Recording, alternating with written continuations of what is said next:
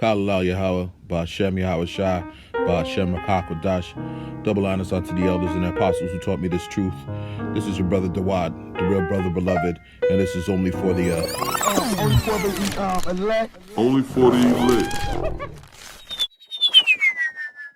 The reason you came around is because you thought we had the truth and that we was men of the Lord. Alexandrovich Bezmenov. Mr. Bezmenov was born in 1939 in a suburb of Moscow. He was the son of a high-ranking Soviet Army officer. He had an outstanding career with Novosti, which was the, and still is, I should say, the press arm or the press agency of the Soviet Union. It turns out that this is also a front for the KGB. He escaped to the West in 1970 after becoming totally disgusted with the Soviet system, and he did this at great risk to his life. He certainly is one of the world's outstanding experts on the subject of Soviet propaganda and disinformation and active measures. Well, you spoke several times before about ideological subversion. That is a phrase that I'm afraid some Americans don't fully understand. When the Soviets use the phrase ideological subversion, what do they mean by it? Ideological subversion is the slow process which we call either ideological subversion or active measures, активные мероприятия in the language of the KGB, or psychological warfare. What it basically means is to change the perception of reality to such an extent that despite of the abundance of information, no one is able to come to sensible conclusions in the interests of defending themselves, their families, their community, and their country. It's a great brainwashing process which goes very slow, and it's divided in four basic stages. The first one being demoralization. It takes from 15 to 20 years to demoralize a nation. Why that many years? Because this is the minimum number of years which requires to educate one generation of students. Most of it is done by Americans to Americans, thanks to lack of moral standards. As I mentioned before, exposure to true information does not matter anymore. A person who was demoralized is unable to assess true information. The facts tell nothing to him. There hath no temptation taken you, but such as is common to man. But God is faithful, who will not suffer you to be tempted above that ye are able, but will with the temptation also make a way to escape, that ye may be able to bear it. Shalom, Yasharallah.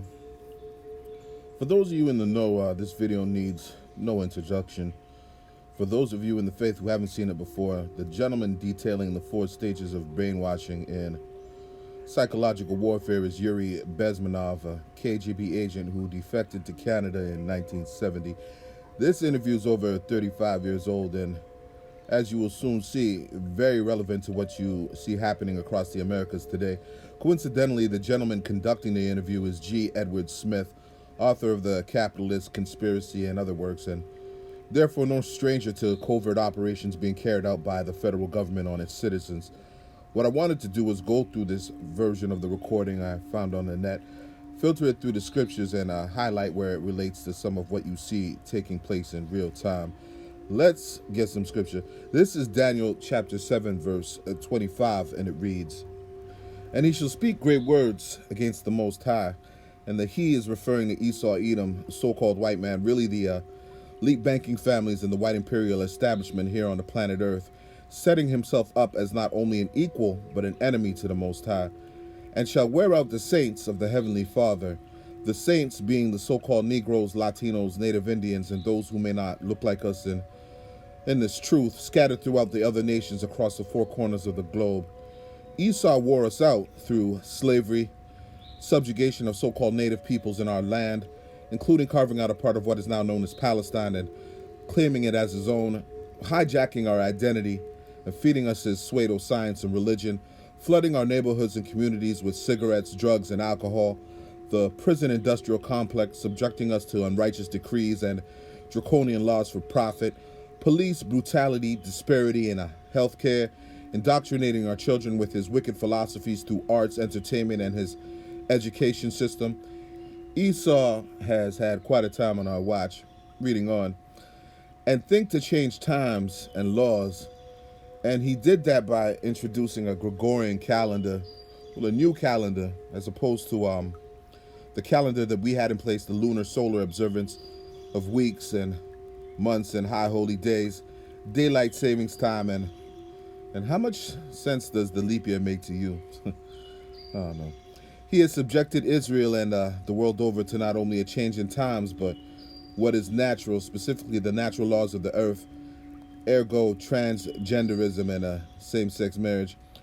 And they shall be given into his hand until a time and times and the dividing of times, meaning we would be under the influence of his confusion from his reemergence into prominence, total control since the Renaissance era, until Abba Bivens first brought out this truth.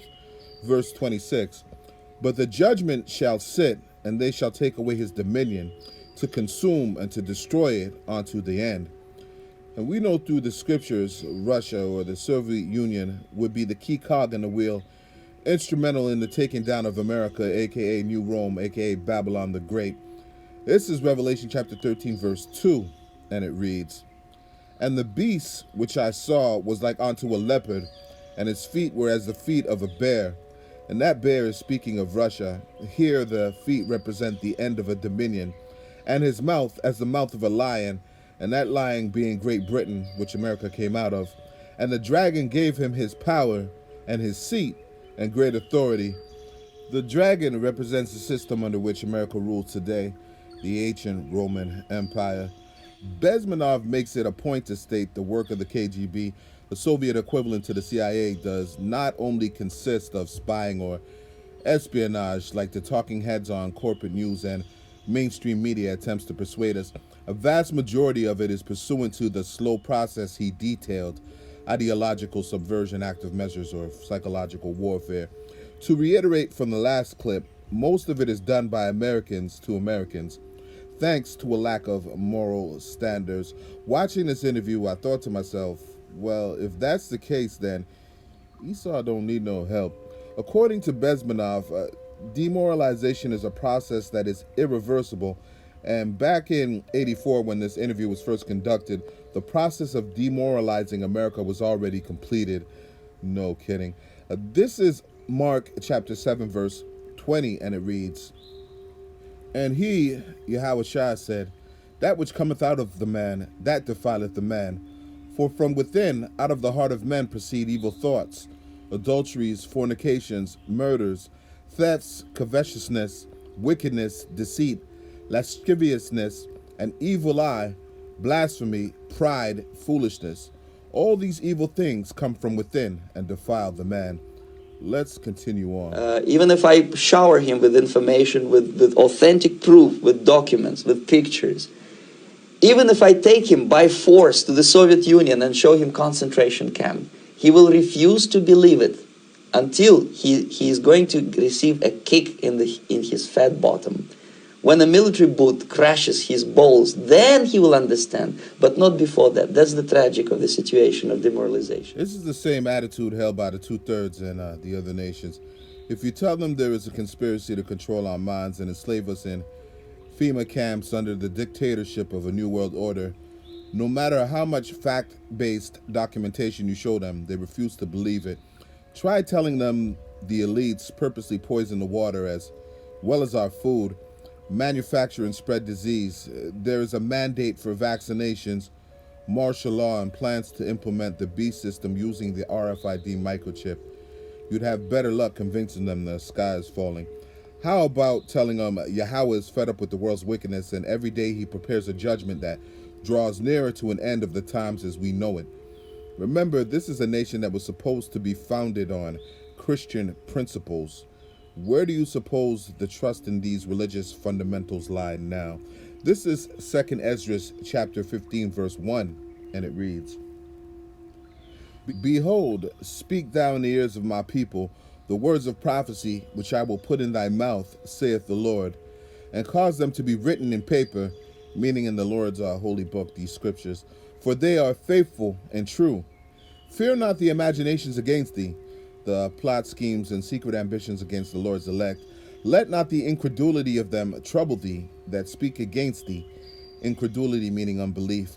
For all the unfaithful shall die in their unfaithfulness. And this is speaking of the 2/3 of Israel. Behold, saith the Lord, I will bring plagues upon the world, the sword, famine, death, and destruction. For wickedness has exceedingly polluted the whole earth, and their hurtful works are fulfilled. For every law Yahweh has set in place, Esau Edom has transgressed, and 2/3 are not far behind. For this, the judgment is all will be punished. Continuing on. The next stage is destabilization.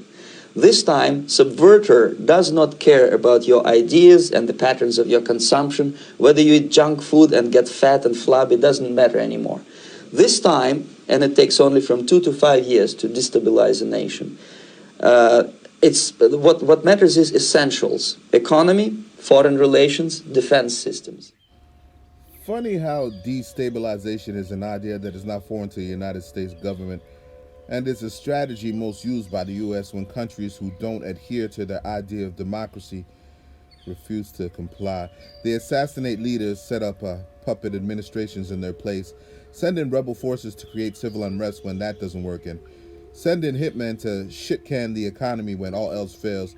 Never mind the Soviets, the international banksters and elites who are behind the scenes have been doing this since America's inception.